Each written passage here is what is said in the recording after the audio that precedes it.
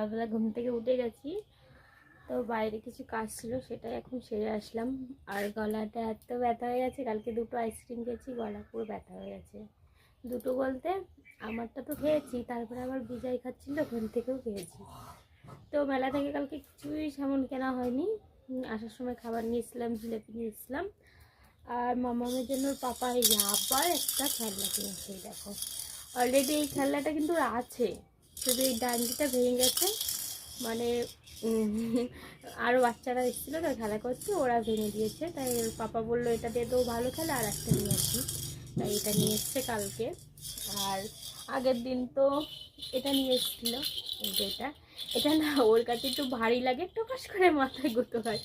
এর জন্য এটা বলছে একটু বড় হোক তারপরে খেলবে, আর এটা দিয়ে ততদিন খেলুক।